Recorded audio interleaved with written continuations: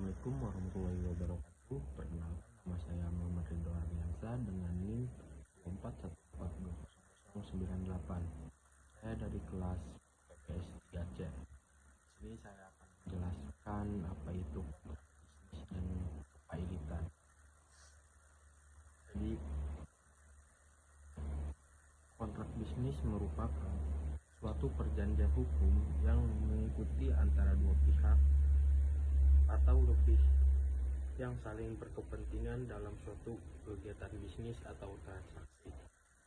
Kontrak bisnis dirancang untuk mengatur hak, kewajiban, dan tanggung jawab masing-masing pihak yang terlibat, serta untuk memberikan kerangka hukum yang jelas dan pelaksanaan kesepakatan tersebut.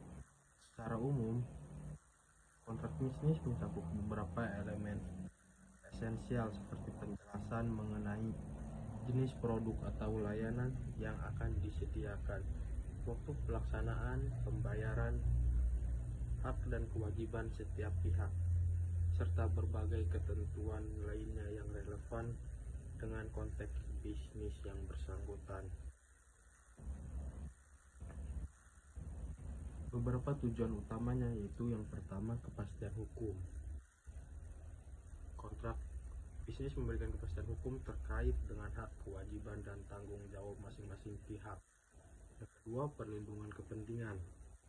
Kontrak bisnis dirancang untuk melindungi kepentingan dan hak-hak masing-masing pihak. Yang ketiga, ada mengurangi risiko dan sengketa. Dan yang keempat, ada menetapkan syarat-syarat bisnis. Yang kelima, ada menciptakan kewajiban hukum. Yang keenam, ada pemenuhan standar etika dan profesionalisme. Yang ketujuh, ada dasar untuk pendanaan dan investasi. Dan yang kedelapan, ada pengaturan hak kekayaan intelektual.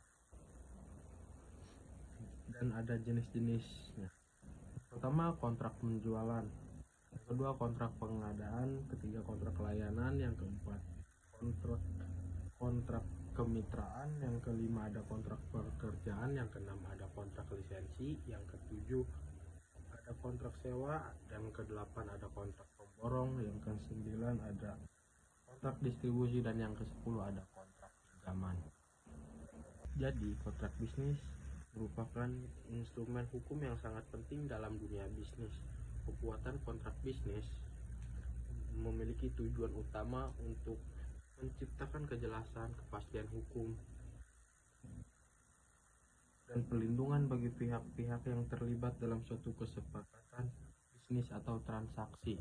Dengan kepailitan.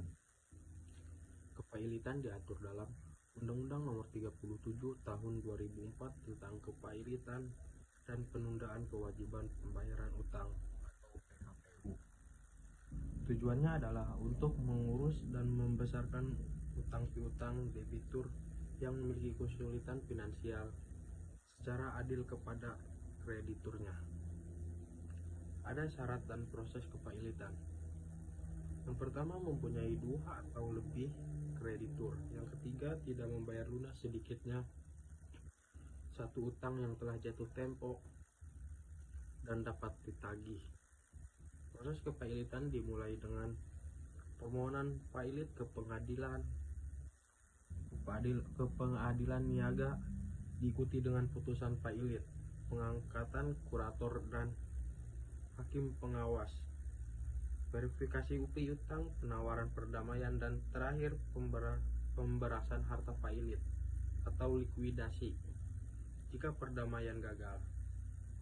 Kemudian ada dampak kepailitan terhadap kontrak bisnis. Saat putusan pailit dibacakan, debitur kehilangan hak pengurusan dan penguasaan atas seluruh harta kekayaannya atau budal pailit. Wewenang ini beralih kepada kurator di bawah pengawasan hakim pengawas.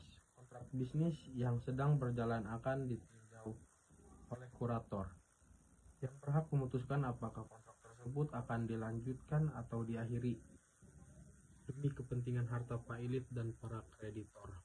Mungkin cukup sekian penjelasan dari saya. Kurang lebihnya mohon maaf. Apabila ada perkataan mohon dimaafkan. Assalamualaikum warahmatullahi wabarakatuh.